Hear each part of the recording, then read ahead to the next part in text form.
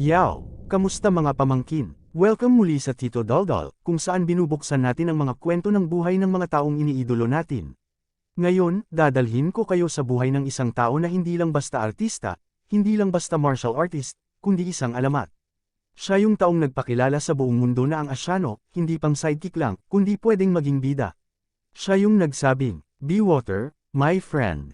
Mga pamangkin, kilalanin natin ang buhay ng nag-iisang Bruce Lee, mula pagkabata niya sa San Francisco, paglaki sa Hong Kong, hirap at tagumpay sa Amerika, kasikatan sa buong mundo, hanggang sa misteryo ng kanyang biglaang pagpanaw. Si Bruce Lee ay ipinanganak noong November 27, 1940, sa San Francisco, California. Ang buong pangalan niya, Lee Junfan. Ipinanganak siya sa Chinese Hospital sa Chinatown, habang ang mga magulang niya ay pansamantalang nasa Amerika dahil sa trabaho ng tatay niya bilang aktor at opera performer. Ang tatay ni Bruce, si Lee Hoi Chuan, ay isang sikat na aktor sa Chinese opera, habang ang nanay niya, si Grace Ho, ay galing sa pamilyang may dugong European at Chinese. Kaya't mula pa lang sa dugo, halong tradisyon, kultura, at iba't ibang pananaw ang bumubuo kay Bruce. Pagkapanganak sa kanya, sinabihan daw ang nanay niya na may malakas na aura ang bata. Para bang nakatadhana siyang maging kakaiba. At totoo nga, sa edad na 3 buwan pa lang, lumabas na siya sa unang pelikula, dahil sinama siya ng tatay niya sa isang film role. Noong 4 na taong gulang na siya, bumalik sila sa Hong Kong. Doon siya lumaki, sa lugar na puno ng kultura pero sabayan din ng hirap, lalo na pagkatapos ng World War II. Mga pamangkin, bata pa lang si Bruce, hindi na mapakali. Masayahin siya pero pilyo rin. Lagi siyang nasa labas ng bahay, nakikipaglaro, nakikipag-away minsan, at laging puno ng energy.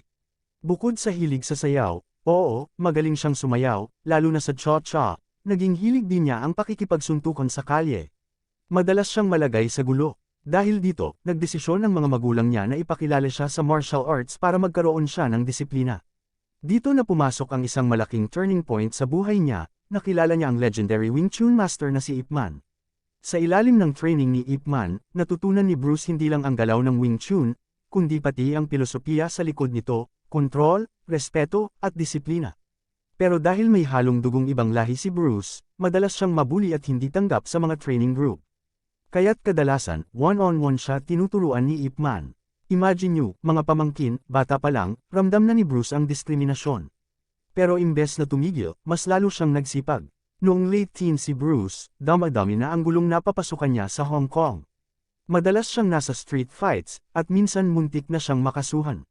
Kaya't nagpa siya ang pamilya niya na ipadala siya sa Amerika para magsimula ng panibagong buhay.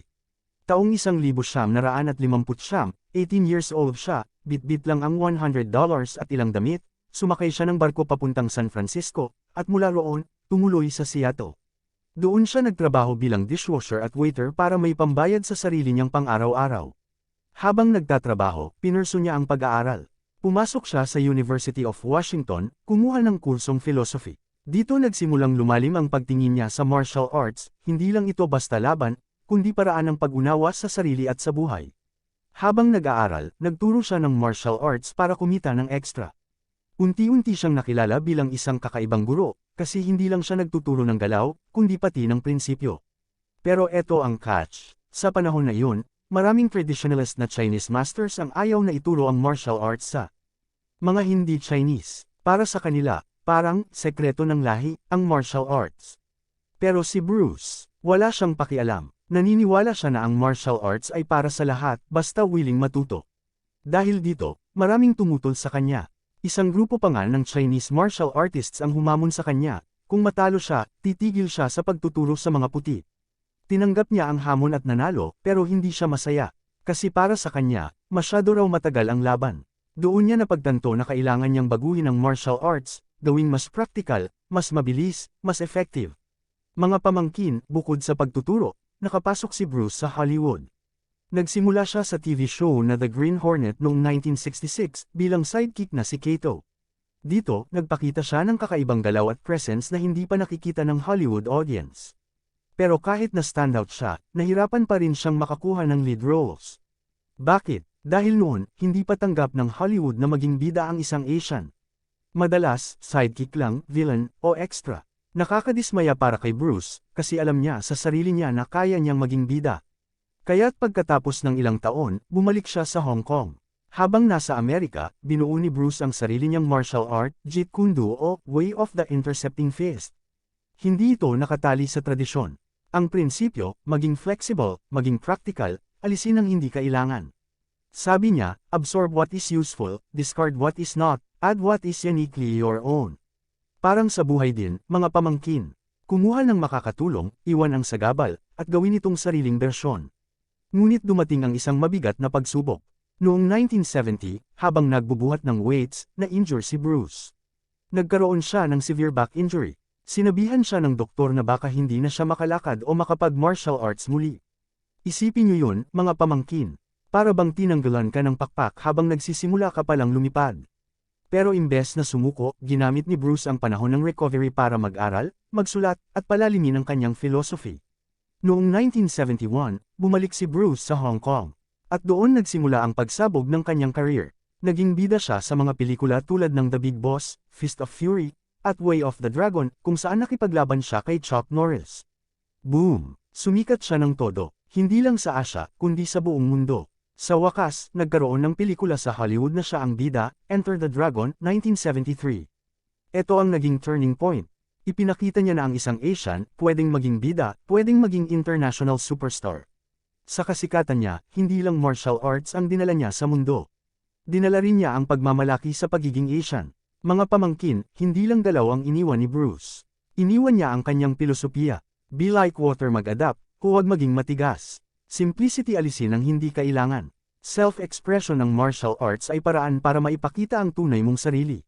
Pero sa kasagsagan ng kanyang kasikatan, dumating ang malungkot na balita. Noong ika-20 ng Hulyo taong 1973, 32 years old pa lang siya, bigla siyang pumanaw sa Hong Kong. Ang opisyal na dahilan, allergic reaction sa gamot. Pero hanggang ngayon, misteryo pa rin para sa marami.